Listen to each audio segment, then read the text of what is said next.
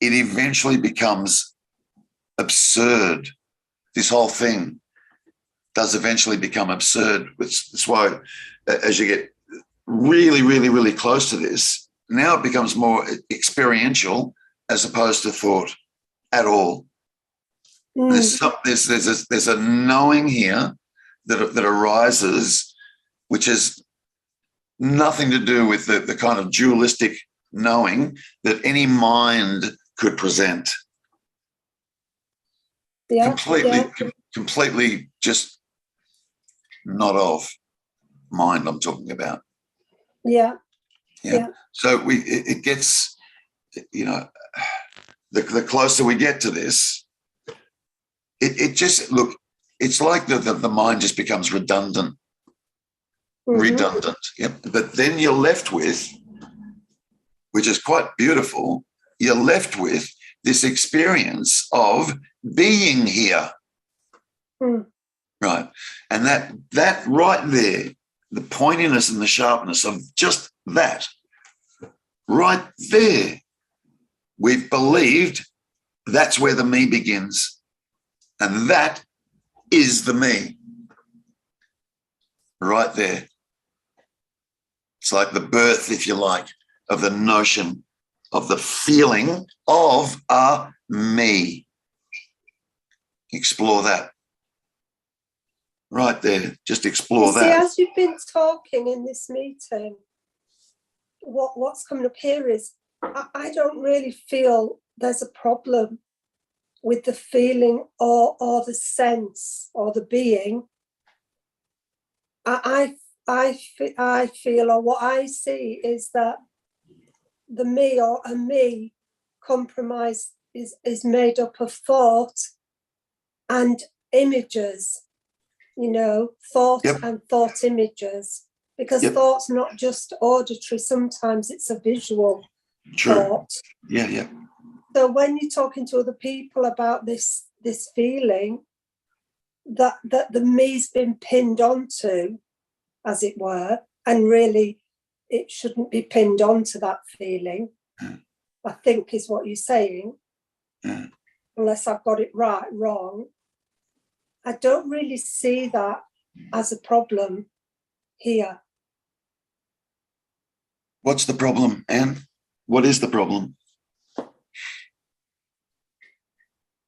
I think there can be residues in some areas of thought visual images. Do you see what I mean by that? Yeah, I do, but you need to. What then comes up for me is yes, and what? Yeah, exactly. Exactly. I know. I don't really know. There isn't really a question. I'm just when you said about there is no free will, challenge that. It just didn't make it was like whoop, probably has it already been challenged?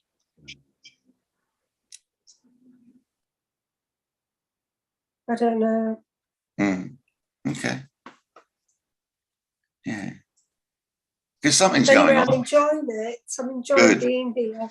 Good. I just wanted to see what you would say with that. There's no particular purpose for it, but I'm enjoying the being. Beautiful. Being here. Beautiful. Thank you. Yeah. I guess, look, all I'm trying to point out there, I'm finished now, but all I'm trying to point out there, is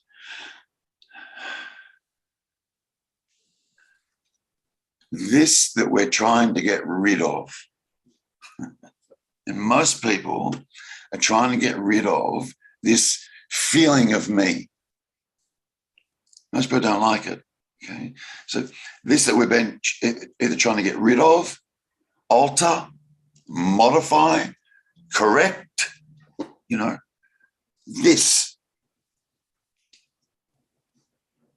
has been labeled me our whole life. This is where I am. This is where I experience myself, Terry. This is where I experience myself. There's my experiences and my thoughts and my feelings and so on. Yeah. And what I'm saying is if you drill down into that, all you end up with is a beingness when you strip away the concepts, the ideas, the beliefs, the assumptions. When you strip that back, ultimately what you're left with is just this pure verbing, the being, you're left with that.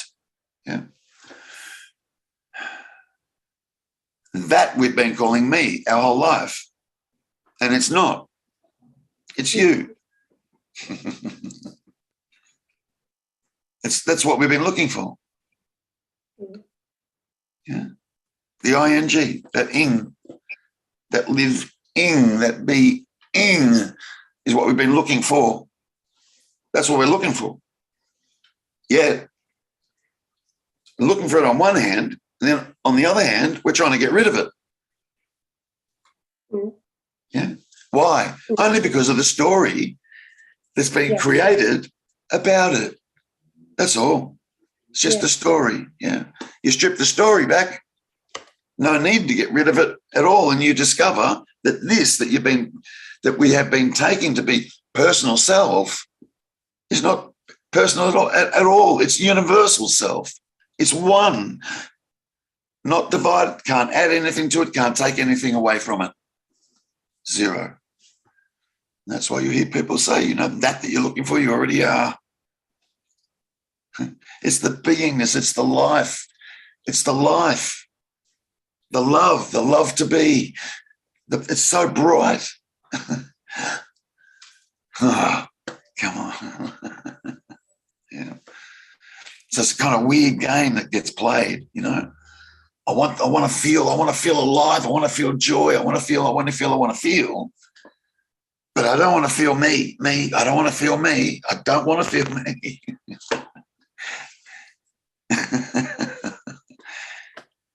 You can't feel the me. There's not one there.